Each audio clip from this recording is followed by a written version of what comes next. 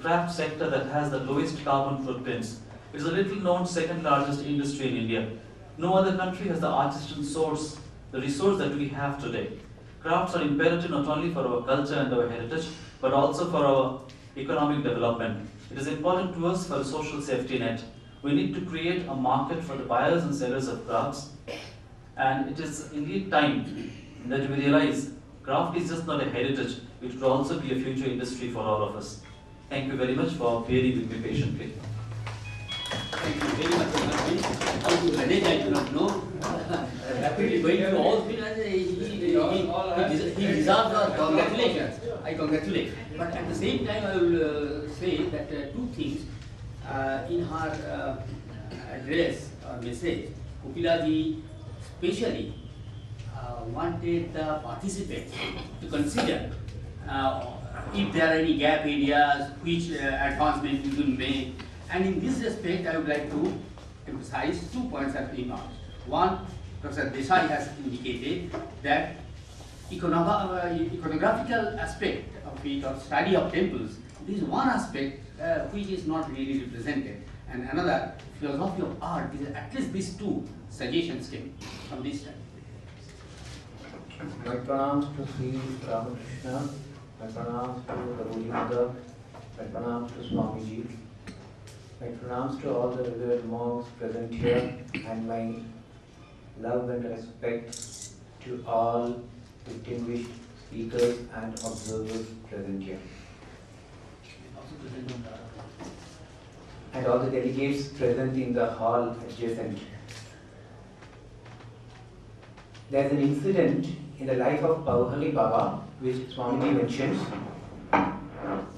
Once a thief entered his ashram and he stole some things belonging to Pauhali Baba and he fled. So Pauhali Baba, when he realized that the thief was taking away some things apparently belonging to him, he went behind the thief, he ran, he overtook him, he caught him, and he said, "Why are you running? All these things belongs to you, O Lord." Similarly, I know that all of you are waiting to go, but I will not allow you to go without giving the thanks due to all of you, because the thanks belongs to you. I am pleased and overwhelmed that so many of such distinguished speakers who have been associated with the Cultural Heritage of India series, who have been contributors, who have been readers, who have been appreciators, and many among you who have been associated with respected Dr. Kapila Vatsyayan ji, many among you who have been associated with the Ramakrishna movement. I thank all of you from the core of my heart for having come here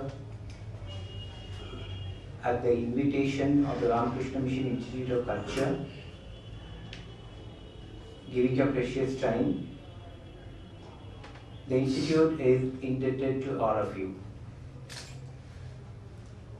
Seminars, as all of you know, needs a lot of preparation in organizing. What we see is just a 2-day affair, but what preparations have gone behind is an affair of so many months. All of you have been contacted maybe 3 or 4 months back, so many things have taken place. So it's not the work of a person, it's the work of a whole team. And so many other departments of this institute are involved. I thank the whole team of the Center for Indological Studies and Research who have been behind the preparation of the seminar.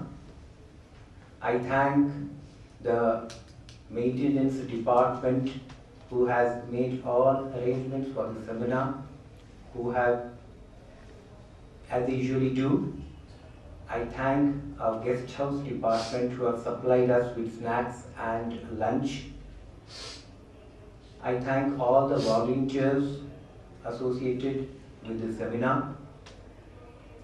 I thank all the observers, the delegates who have very enthusiastically participated in this seminar. This time we had around 125 of them. Normally we have only 100.